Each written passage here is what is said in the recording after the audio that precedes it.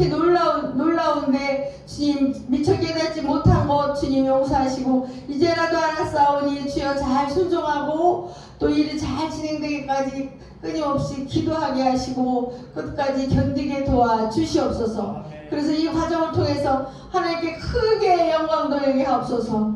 우리 한금철 목사님을 통해 주신 하나님의 놀라운 비전이 반드시 실현되고 실천되고 크게 드러나고 역사가 일어날 것을 믿습니다. 이 일을 통해서 가장 먼저 우리 주님이 가장 기뻐하실 것이고 영광 받으실 것이고 또 저희들에게도 영광이 될 것을 믿습니다. 이 귀한 일에 사용되니 얼마나 감사한 일입니까?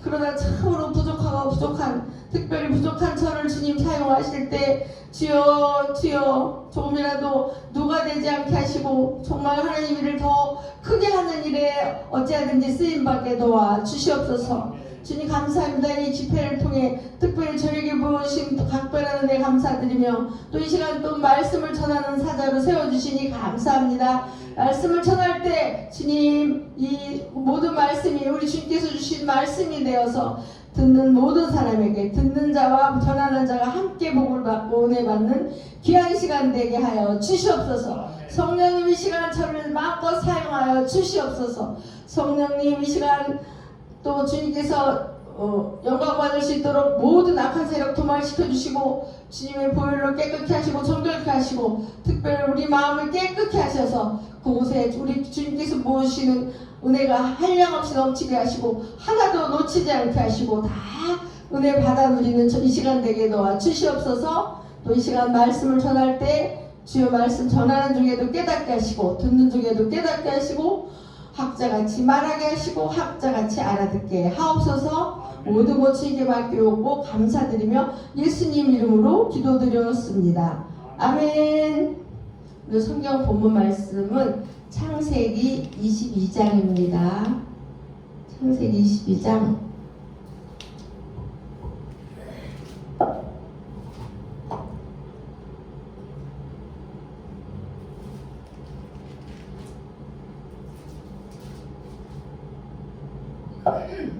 22장 1절에서 4절까지 함께 봉독하겠습니다. 그 일 후에 하나님이 아브라함을 시험하시려고 그를 부르시되 아브라함아 하시니 그가 이르되 내가 여기 있나이다. 여호와께서 이르시되 내 아들 내 사랑하는 독자 이삭을 데리고 모리아 땅으로 가서 내가 내게 일러준 한 산 거기서 그를 번제로 드리라. 아브라함이 아침에 일찍 일어나 나귀의 안장을 지우고 두 종과 그의 아들 이삭을 데리고 번제에 쓸 나무를 쪼개가지고 떠나 하나님이 자기에게 일러주신 곳으로 가더니 제3일에 아브라함이 눈을 들어 그곳을 멀리 바라본지라. 아멘. 아멘. 할렐루야. 아멘. 참으로 복되고 복된 귀한 날입니다.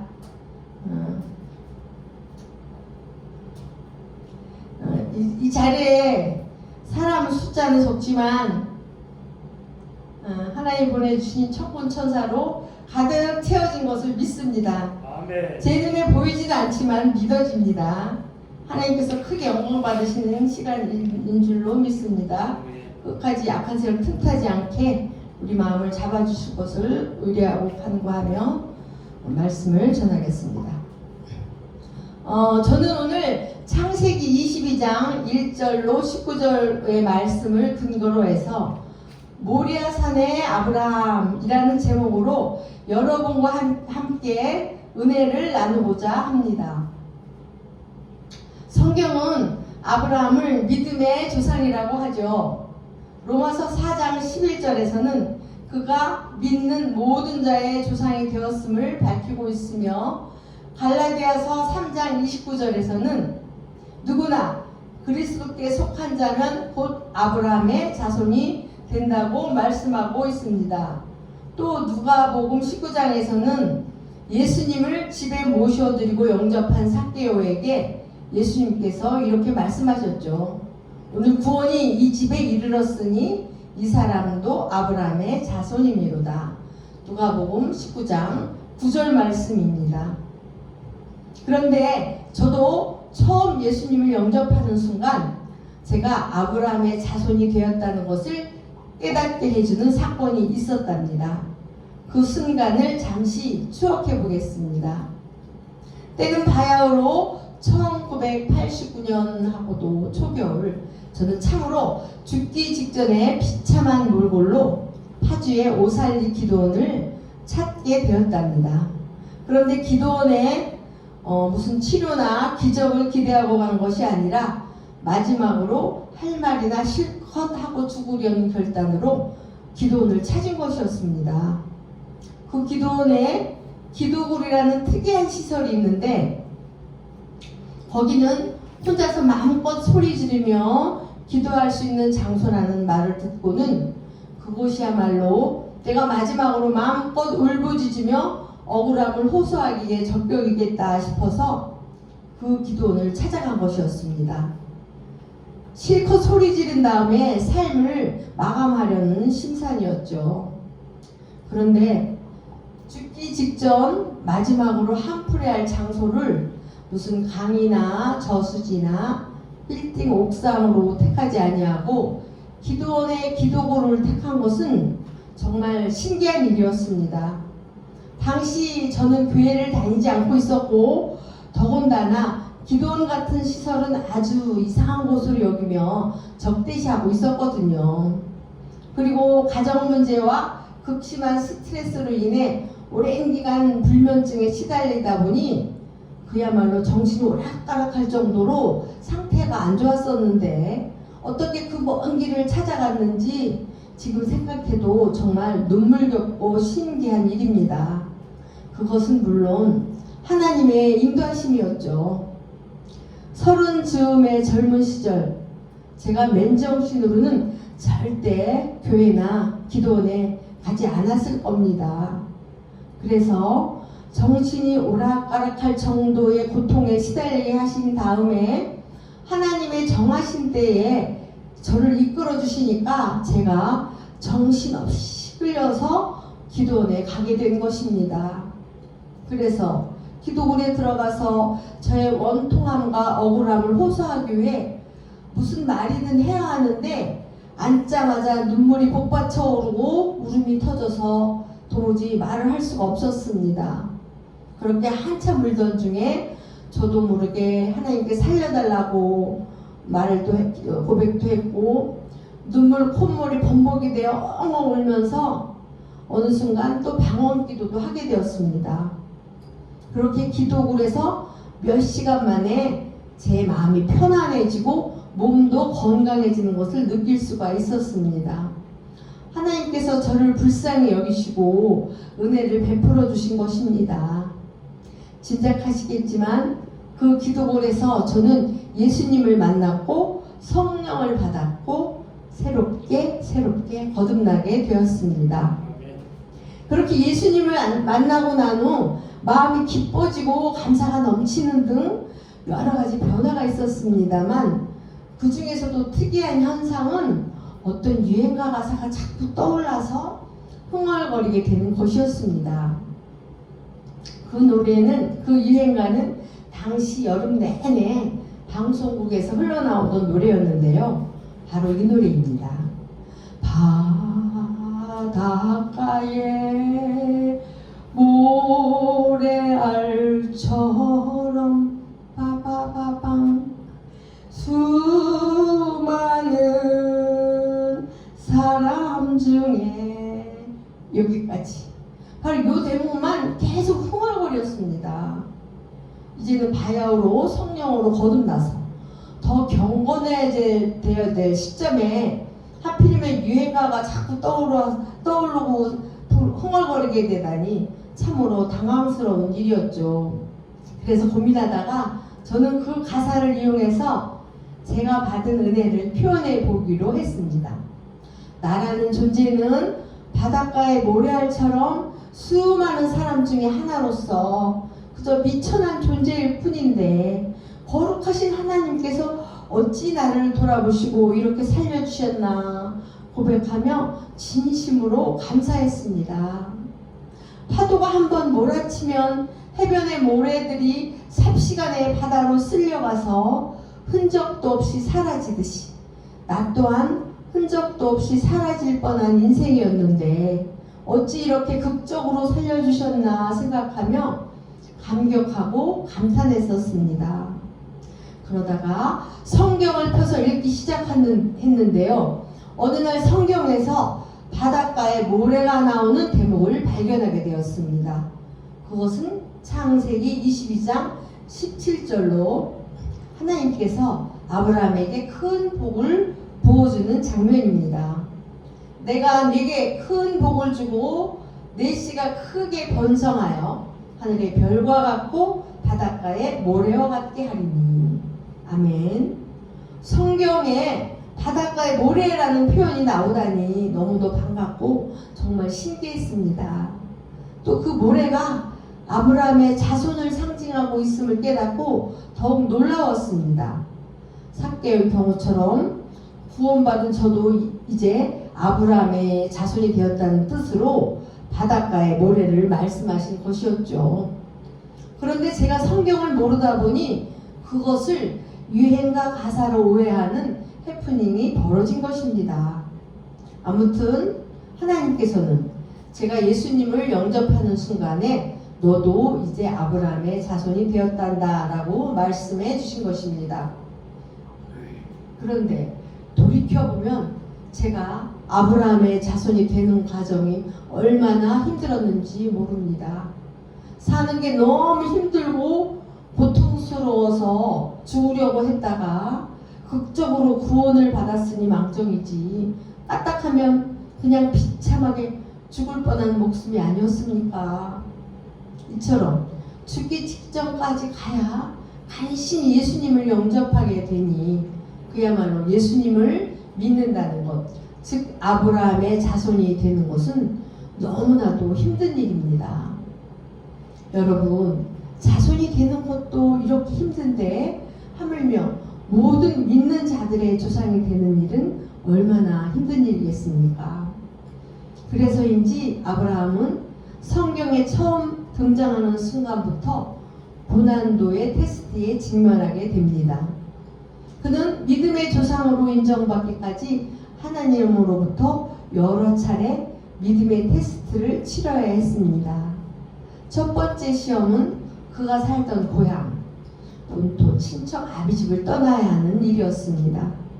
그 당시에 고향을 떠나 다른 곳으로 이주한다는 것은 동시에 주변에 도중에 재산이나 생명을 잃을 수도 있는 매우 위험한 일이었고, 또한 이동한 다음에는 전혀 새로운 낯선 땅에서 새로운 삶을 개척해야 하는 매우 힘든 일이었습니다. 만일 여러분에게 이런 명령이 주어진다면 어떻게 하시겠습니까? 하나님의 섭리하시는 방식을 잘 아는 분들께서는 크게 당황하지 않고 침착하게 그 명령에 순종하실 것입니다. 오늘날에 우리는 성경을 통해서 그리고 믿음의 선진들을 통해서 하나님에 대해 잘 알고 있으니까요. 그러나 아브라함의 시대에는 하나님에 대해 가르쳐준 경전도 없고 스승도 없었기에 하나님의 명령에 순종하는 것이 매우 힘든 일이었을 것입니다. 그럼에도 불구하고 아브라함은 그의 친족들이 대대로 살고 있던 갈대아 우르 지방을 떠났고 하란을 거쳐 하나님께서 지시하신 땅인 가나안 지역에 들어와 정착했습니다. 그러므로 첫 번째 시험을 잘 통과했다고 할 수 있겠습니다. 두 번째 시험은 후손에 관한 시험이었습니다.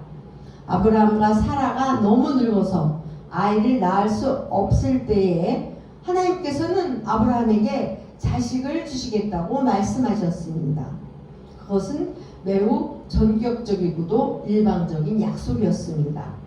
그래서 아브라함이 이것을 의심하지 말고 믿어야 하는 시험이었는데요. 이에 대해 바울은 로마서 4장에서 아브라함이 약속하신 그것을 또한 능히 이루실 줄로 확신했다고 적절하게 평가하고 있습니다. 로마서 4장 21절 말씀. 두 번째 시험도 잘 통과한 것이죠. 그리고 아브라함에게 주어진 여러 가지 시험 중에 가장 어렵고도 중요한 것은 바로 오늘 본문에 등장하는 이삭에 관한 시험입니다. 이 테스트는 아브라함이 큰 복을 받기 직전에 주어진 과정이었으며 이 관문을 잘 통과함으로써 그는 명실공히 믿음의 조상으로서의 면모를 갖추게 됩니다. 시온의 대로가 열리는 큰 복이 임하기 시작하는 것이죠. 여기서 잠깐 시험, 즉 테스트의 중요성에 대해 말씀드리겠습니다. 세상에서도 많은 시험이 있습니다. 그래서 초등학교 시절부터 여러 시험을 통과해야만 졸업도 하고 상급 학교에 진학도 하며 회사에 취직하는 것도 가능해져서 마침내 돈도 벌고 어엿한 사회인으로서 자립을 할 수 있지 않습니까? 마찬가지로 영적 세계에서도 수시로 시험을 치러야 하고 그 과정을 통해 믿음이 한 단계씩 성장하며 마침내 어느 시점에 결정적인 시험을 통과하면서 전격적으로 복을 받기 시작합니다. 영적인 복과 물질의 복을 말입니다. 여러분께서도 지금 하나님으로부터 오는 여러 가지 시험, 즉 믿음의 테스트에 직면해 있는 줄로 압니다. 그래서 우리가 지금 처해 있는 믿음의 테스트를 통과하기 위해서는 믿음의 선진들이 어떻게 그 과정을 통과했는지를 살피는 것이 매우 필요하다 할 것입니다. 우리에게 큰 도움이 될 수 있기 때문입니다. 그러면 오늘 본문을 통해 아브라함이 어떻게 순종함으로써 테스트를 통과하는지 살펴보겠습니다. 먼저 창세기 22장 1절부터 4절 함께 읽어보겠습니다. 하나님의 아브라함을 시험하시려고 그를 부르시되 아브라함아 하시니 그가 이르되 내가 여기 있나이다. 여호와께서 이르시되 내 아들 내 사랑하는 독자 이삭을 데리고 모리아 땅으로 가서 내가 네게 일러준 한 산 거기서 그를 번제로 드리라. 아브라함이 아침에 일찍 일어나 나귀 안장을 지우고 두 종과 그의 아들 이삭을 데리고 번제에 쓸 나무를 쪼개어 가지고 떠나 하나님이 자기에게 일러주신 곳으로 가더니 제3일에 아브라함이 눈을 들어 그곳을 멀리 바라본지라. 아멘. 창세기 22장에서 하나님께서는 아브라함의 믿음을 테스트해 보기로 하셨습니다. 그래서 하나님께서는 아브라함에게 외아들 이삭을 모리아의 산에서 번제로 드리라고 지시하시는데 이에 아브라함은 제대로 순종합니다. 아내에게는 알리지도 않고 전격적으로 떠날 채비를 하고 있으니 말입니다. 그녀가 이 사실을 알면 이를 그르칠 것이 자명하기에 말하지 않은 것인데 이것은 애처가인 아브라함으로서는 큰 믿음과 결단이 필요한 일이었습니다. 아브라함은 실로 애처가였습니다. 자식을 많이 얻기 위해 부인을 열어두는 일이 당연시되던 시절에 아브라함은 사라만을 바라보면서 살다가 나이 80은 훌쩍 넘겨버렸고 스라에는 자식이 하나도 없었습니다. 심지어 그는 자식 얻기를 아예 포기하고 집에서 키우는 하인을 양자로 삼으려고 했었죠. 그러다가 하갈을 통해 자식을 하나 얻게 된 것도 순전히 사라가 그의 등을 떠밀며 종용했기에 가능한 일이었지 아브라함은 감히 그런 일을 꿈도 꾸지 않는 사람이었습니다. 진심으로 아내를 사랑하는 애처가였죠. 당시에 자식을 낳지 못하는 아내는 보호받기 힘든 시대였는데 약자인 아내를 돌보는 따뜻한 마음가짐은 참으로 칭찬받을 일입니다만 동시에 그런 극진한 사랑이 하나님의 일에 방해가 되는 것도 사실입니다. 아무리 지엄하신 하나님의 명령일지라도 사랑스러운 아내가 극구 반대하면 하나님께 순종하기 힘들어지기 때문입니다. 아브라함도 그런 실수를 저지른 적이 있었는지 이번 미션에서는 아내에게 아예 아무것도 알려주지 않기로 합니다. 혼자의 결단으로 비밀리에 일을 진행해 나가는 것입니다. 아브라함은 번제에 쓸 나무도 챙겨서 이삭과 하인들을 데리고 아침 일찍 길을 나섰습니다. 지시하신 모리아 땅까지의 사흘 길은 결코 녹록지 않은 과정입니다. 온갖 부정적인 생각들이 그를 공격하며 그의 마음을 흔들었을 테니까 말이죠. 그런데 성경에는 아브라함이 모리아를 향해 가는 사흘길에 대해 별다른 특별한 언급이 없습니다. 그 기간에 아무 일도 일어나지 않았기 때문이죠. 아브라함은 어떻게 그 길을 아무 탈 없이 무사히 건널 수 있었을까요? 그 여정이 어떠했을지 상상해 봅시다. 첫째, 모리아를 향해 사흘 길을 가는 동안 아브라함의 태도는 침묵으로 일관했을 것 같습니다. 왜냐하면 하나님의 명령에 대해 조금이라도 언급해서는 안 되고, 또 그렇다고 해서 아무 일도 없다는 듯 태연스럽게 대화를 할 수도 없고, 또 자신의 마음을 다잡기 위해서라도 말없이 걷기만 했을 것 같습니다. 모름지기 하나님의 명령을 수행할 때는 이런 자세가 매우 바람직합니다. 우리가 허탄한 말을 하는 순간 사탄은 그 틈을 타고 들어와 우리로 하여금 믿음 없는 말을 하게 만들고, 그 순간부터는 사태가 더 악화되어 테스트를 통과하기 더욱 힘들어지기 때문입니다. 그러므로 입을 무겁게 하는 자세야말로 테스트를 잘 통과하기 위한 최선의 방법이라고 할 수 있을 것입니다. 둘째, 그 사흘길 동안 사탄의 방해는 참으로 집요했을 것입니다. 자식을 죽이려는 아브라함의 비정함을 지적하며 비난하고, 그런 하나님을 여전히 섬기는 아브라함의 어리석음을 비웃으며 조롱했을 것입니다. 또 아들과의 즐거웠던 추억들이 생생히 떠오르게 하면서 아브라함의 발걸음을 무겁게 했을 것입니다. 셋째, 이와 같은 사탄의 온갖 방해를 견뎌내기 위해 아브라함은 간절한 마음으로 여호와 하나님께 기도했을 것입니다. 기도를 통해 아브라함은 하나님께서 책임져 주실 것이라는 믿음으로 충만해졌습니다. 히브리서 기자는 이때 아브라함이 이삭의 부활을 믿었다고 기록하고 있습니다. 히브리서 11장 19절에서 아브라함이 생각하기를 하나님이 능히 이삭을 죽은 자 가운데서 다시 살리실 줄로 생각했다고 말씀하고 있습니다. 이런 믿음과 확신이 있었기에 마귀에게 휘둘리지 않고 무사히 사흘길을 걸어갈 수 있었던 것입니다. 집에서 출발한 지 3일째 되던 날, 드디어 모리아 땅에 도착했습니다. 마음으로 기도하며 말없이 걷던 아브라함은 비로소 말문을 열고 동행한 하인들에게 어떤 지시를 합니다. 창세기 22장 5절로 10절 말씀입니다. 함께 읽겠습니다. 이에 아브라함이 종들에게 이르되 너희는 나귀와 함께 여기서 기다리라. 내가 아이와 함께 저기 가서 예비하고 우리가 너희에게로 돌아오리라 하고, 아브라함이 이에 번제나무를 가져다가 그의 아들 이삭에게 지우고 자기는 불과 칼을 손에 들고 두 사람이 동행하더니, 이삭이 그 아버지 아브라함에게 말하여 이르되 내 아버지여 하니 그가 이르되 내 아들아 내가 여기 있노라. 이삭이 이르되 불과 나무는 있거니와 번제할 어린 양은 어디 있나이까? 아브라함이 이르되 내 아들아 번제할 어린 양은 하나님이 자기를 위하여 친히 준비하시리라 하고, 두 사람이 함께 나아가서 하나님이 그에게 일러주신 곳에 이른지라.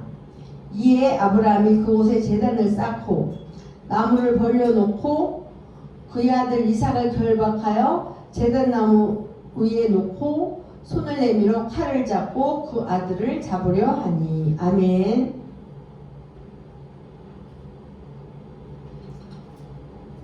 모리아 땅에 도착했으나 하나님의 지시하신 곳까지는 한참을 더 걸어가야 하는 지점에서 아브라함은 하인들과 헤어졌습니다. 저기 가서 예배를 드리고 올 동안 여기서 기다리라고 하인들에게 지시하고는 아들과 단둘이서 멀리 보이는 그 산을 향해 걸어갑니다. 늘 순종적인 착한 아들 이삭은 아버지가 시키는 대로 장작을 등에 지고는 타박타박 잘도 걸어갑니다. 아브라함은 사랑스러운 이삭의 뒷모습을 보며 뒤따라가는데 지시하신 곳이 가까워져 올수록 사뭇 긴장되는 것은 어쩔 수가 없었습니다. 그때 만일 하나님께서 책임져 주지 않는다면 어떻게 할 것인가 하는 생각이 불현듯 그를 엄습했습니다. 하나님께서 지켜주실 것을 철석같이 믿으며 여기까지 와놓고 갑자기 그런 불경스러운 상상을 하다니, 아브라함은 그 생각을 떨쳐버리기 위해 애썼습니다. 그래서 죽은 자도 살리시는 전능하신 하나님, 신실하신 하나님을 찬양하며 믿음의 고백을 이어갔습니다. 그런데 아무리 부르짖어도 그 생각은 내리를 떠나지 않았고 시간이 갈수록 더욱 명료해지는 것이었습니다. 그리고 아브라함은 깨달았습니다.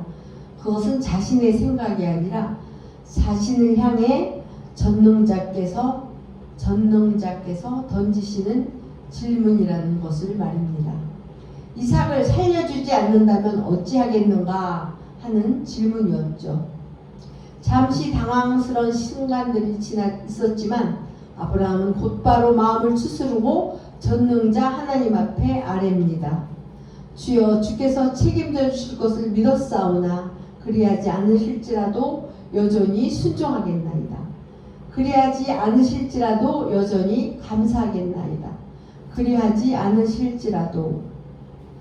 아브라함이 마음속으로 그리하지 않으실지라도 라고 말할 때마다 뜨거운 눈물이 솟구쳤습니다. 그는 아들 몰래 눈물을 삼키며 마음을 진정하기 위해 애썼습니다. 한없이 귀한 자식이지만 자식이 소중하다고 해서 어찌 하나님께 반역하겠는가? 거룩하신 하나님께 어찌 불평을 말할 수 있겠는가? 만물의 주인 되시는 하나님 앞에서 어찌 이는 내 자식이라고 말할 수 있겠는가? 하나님은 무슨 일을 하실지라도 선하시고 공의로우시며 언제나 찬양받기 합당하신 분이시다. 아브라함은 마음속으로 이렇게 외치면서 하나님에 대한 전적인 신뢰의 자세를 견지했습니다. 그때 예배를 드리러 간다는 말을 듣고 자연스레 궁금증이 생긴 이삭이 말문을 열었습니다. 그래서 그가 아버지, 번제할 어린 양은 어디 있나이까? 라고 묻는 것은 지극히 당연한 일이었으나 아브라함에게는 지극히 돌발적인 사태였습니다. 아브라함은 자신의 마음이 흔들리지 않도록 다잡는 일에만 집중하느라 이삭이 이런 질문을 하리라는 것을 예상도 하지 못했기 때문입니다. 아무튼 아들의 질문은 이미 던져졌고 이에 대해 아브라함이 취할 수 있는 태도는 어떻게 해서든지 시간을 끌며 대답을 회피하거나 혹은 이왕 말이 나온 김에 솔직하게 말해버리는 방법 중에 하나일 것입니다. 그런데 이때 아브라함은 놀랍게도 내 아들아, 번제할 어린 양은 하나님이 자기를 위하여 친히 준비하시리라 하는 명대사를 남깁니다. 아브라함은 어떻게 이런 놀라운 답변을 할 수 있었을까요?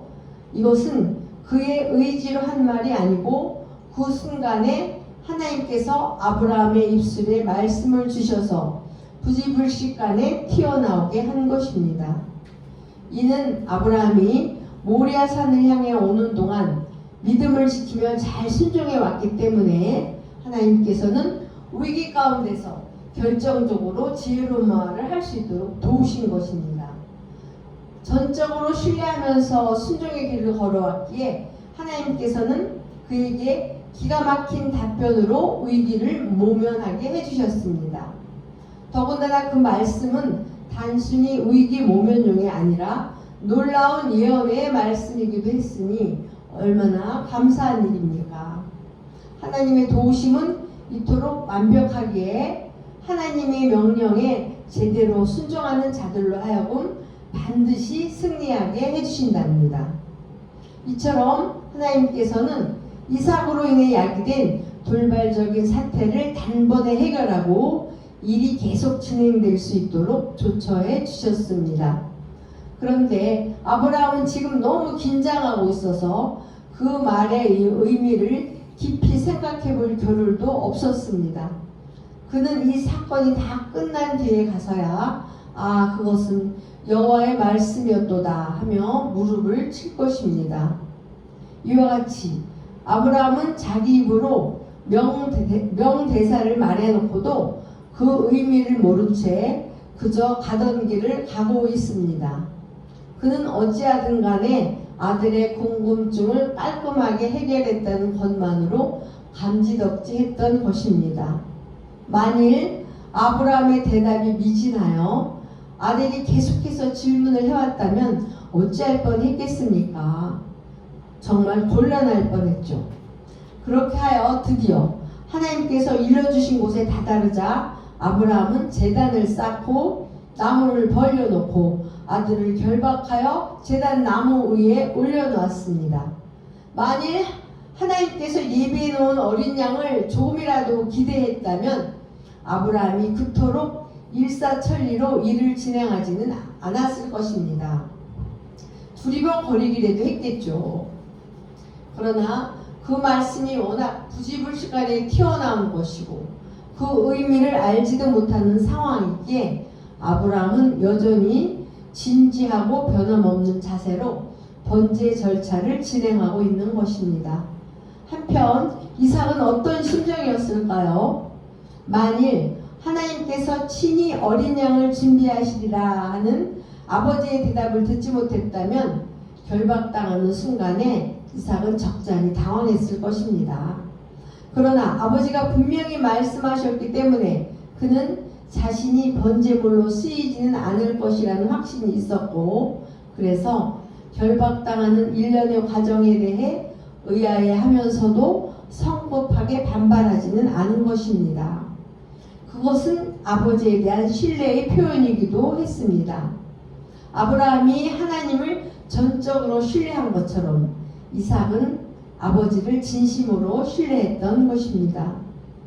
이렇게 하나님의 개입하심으로 위기의 순간을 잘 넘기고 모든 일이 일사천리로 진행되면서 사건은 드디어 아브라함이 칼을 들어 아들을 향해 내리치는 절정의 순간을 맞이합니다. 그야말로 이삭의 목숨이 경각에 달린 일촉즉발의 상황에서 하나님께서는 천사를 통해 다급한 목소리로 아브라함을 불렀습니다. 아브라함아! 아브라함아! 그리고 말씀하셨습니다. 그 아이에게 손을 대지 말라고. 내가 내 아들 독자까지도 내게 아끼지 아니하였으니 내가 이제야 내가 하나님을 경외하는 줄을 알겠다고 말입니다. 마침내 아브라함이 믿음의 시험을 잘 통과하면서 대단원의 막이 내리는 순간입니다. 할렐루야. 이날 하나님께서는 아브라함이 진심으로 하나님을 경외하고 있음을 보셨습니다. 이전에는 외아들 이삭을 더 소중히 여긴 적도 있었고 아내를 더 사랑한 적도 있었겠지만 이제는 하나님보다 더 사랑하는 것이 아무것도 없는 진정한 믿음의 사람이 되었음을 정식으로 인정받게 되었습니다. 그리고 하나님께서는 시험에 합격한 아브라함에게 다음과 같이 큰 복을 약속하십니다. 창세기 22장 16절로 18절 말씀을 함께 봉독하시겠습니다. 22장 16절로 18절 바닷가의 모래가 나오는 대목입니다. 바닷가의 모래. 내가 나를 가리켜 맹세하노니 내가 이같이 행하여 내 아들 내 독자도 아끼지 아니하였은즉 내가 네게 큰 복을 주고 내 씨가 크게 번성하여 하늘의 별과 같고 바닷가의 모래와 같게 하리니 내 씨가 그 대적의 성문을 차지하리라. 또 내 씨로 말미암아 천하 만민이 복을 받으리니 이는 내가 나의 말을 준행하였음이니라. 아멘. 성경에는 하나님께서 사람들의 믿음을 시험하는 대목이 지속적으로 등장하는데 아브라함의 모리아 시험은 하나님께서 약속하신 큰 복을 실제적으로 받기 위해서 통과해야 할 마지막 절차였습니다. 하나님의 테스트가 시작되면 사탄은 그 과정에 개입해서 집요한 방해 공작을 펼칩니다. 그래서 아브라함도 고비마다 사탄의 강력한 방해 공작에 시달려야 했으나 그 모든 어려움을 잘 견뎌내고 하나님의 테스트를 무사히 통과함으로써 큰 복을 받게 되었습니다. 물질의 복과 영적인 복을 모두 말입니다. 아브라함처럼 우리도 최종 시험에 멋지게 합격을 해야 하지 않겠습니까? 그러기 위해서 우리는 아브라함에게서 합격의 비결을 배워야 합니다. 그 첫 번째 비결은 위에서 언급한 바와 같이 입을 무겁게 하라는 것입니다. 비밀이 누설되면 더 많은 공격을 받을 수 있기 때문입니다. 그리고 두 번째 비결은 그리하지 않으실지라도의 신앙을 가져야 한다는 것입니다. 그런데 제가 여기서 모리아 산의 아브라함에게 그리하지 않으실지라도의 시험이 있었을 것이라고 보는 이유에 대해 말씀드리겠습니다. 히브리서에 명시되어 있는 바와 같이 이때 아브라함은 죽은 자도 살리시는 하나님의 능력을 믿었다고 했는데요. 맞습니다. 아브라함은 그 믿음을 유지하며 모리아의 산을 향해 걸어갔습니다. 그런데 만일 그가 끝까지 오직 그 믿음 하나로 순종을 하고 그래서 이삭을 다시 살려줄 것을 굳게 믿으며 칼을 내리쳤다면 하나님께서는 그를 믿음이 큰 자라고 칭찬하셔야 합니다. 이삭을 죽여서 제물로 바치더라도 다시 살아날 것을 의심하지 않고 굳게 믿었으니까요. 그런데 믿음이 크다고 칭찬하지 않으시고 아브라함이 아들보다도 하나님을 더 사랑했음을 인정하시며 칭찬해 주셨습니다. 그 대목을 다시 살펴보면 22장 12절에서 내가 내 아들 독자까지도 내게 아끼지 아니하였으니 내가 이제야 내가 하나님을 경외하는 줄 알겠다고 말씀하십니다. 이것을 이해하기 쉽도록 쉬운 성경 버전으로 다시 읽어보면 내가 하나밖에 없는 아들을 아낌없이 바치려 하는 것을 내가 보았으니 내가 하나님을 두려워하는 줄을 이제 내가 알았노라 입니다. 이는 아브라함이 자식을 잃더라도 하나님의 명령에 순종하려 했다는 의미로 쉽게 해석이 됩니다. 바로 그리하지 않으실지라도의 고백을 통해서 이삭을 완전히 바칠 각오를 하며 순종하는 모습을 보였기에 그런 칭찬을 받을 수 있었던 것입니다. 정리하자면 아브라함이 처음에는 죽은 자도 살리시는 하나님을 믿고 모리아 산을 향해 거침없이 진행해 나가다가 예상치 않은 그리하지 않으실지라도의 테스트에 직면하게 되었지만 그것도 잘 통과하면서 극적으로 승리하는 드라마틱한 과정이 성경 본문 속에 담겨 있음을 우리는 알게 됩니다. 고난도의 테스트를 어찌 믿습니다 하는 신앙만으로 합격할 수 있겠습니까? 그 다음의 과정이 필요한 것입니다. 말하자면 조금도 의심하지 않고 굳게 믿었건만 하나님께서 나를 저버리신 것만 같은 의외의 응답이 임하거나 혹은 하나님께서 나를 철저하게 외면하는 것 같은 극한 상황이 전개되더라도 끝까지 하나님을 신뢰하는 믿음의 자세를 반드시 요구하시는 것입니다. 아무튼 아브라함이 이삭을 제물로 바치면서까지 전적으로 하나님께 순종하는 모습을 보이자 하나님께서는 그가 포기한 이삭도 살려주시고 역대급의 큰 복을 부어주셨습니다. 결론적으로 모리아산의 아브라함이 하나님께 합격적으로 받을 수 있었던 결정적인 이유는 바로 그리하지 않으실지라도의 시험을 잘 통과했기 때문이라고 할 수 있습니다. 그런데 이 시험은 오늘날의 우리에게도 얼마든지 닥쳐올 수 있습니다. 또 그 테스트는 다양한 방식으로 이루어질 수 있습니다. 마음속에서 울리는 음성으로 말씀하시는 경우가 있고 또 그런 과정도 없이 그냥 기도의 응답으로 나타나는 경우도 있습니다. 즉 성도의 기도와 전혀 다르게 응답이 임하는 경우죠. 정말 당황스럽고 곤란한 일입니다. 이와 같은 그리하지 않으실지라도의 테스트에서 가장 바람직한 자세는 그리하지 않으실지라도 진심으로 주님께 감사하는 마음을 갖는 것입니다. 그래야만 결정적인 테스트에서 무사히 합격할 수 있으니까 말입니다. 아브라함의 복을 받기 위해서는 말없이 순종하며 어떤 상황에서도 감사하는 마음으로 사역에 임해야 할 것입니다. 이제 설교를 마치면서 마무리 기도하겠습니다. 기도합니다. 주님, 우리가 겪고 있는 믿음의 시험과 연단이 끝이 없는 것 같으나 그 끝은 반드시 있는 것을 믿습니다. 그래서 우리 믿음의 합격점을 받아서 우리에게도 시온의 대로가 열리기를 고대합니다. 그러기 위해 아브라함의 후손답게 모든 믿음의 시험을 감사함으로 받아들이고 무던히 견뎌내며 끝까지 하나님을 신뢰하는 믿음을 갖게 하옵소서. 지나간 테스트 과정에서 우리가 잘못한 것들을 생각나게도 해주시니 감사합니다. 이제 깨달았으니 남은 과정은 넉넉히 이겨낼 것을 믿습니다. 아브라함처럼 우리가 순종하며 나갈 때 위기의 순간마다 하나님께서 우리를 도우셔서 반드시 승리하게 해주실 것을 믿습니다. 우리가 승리하고 강한 용사가 되어 주어진 사명을 충성되게 잘 감당하게 하옵소서.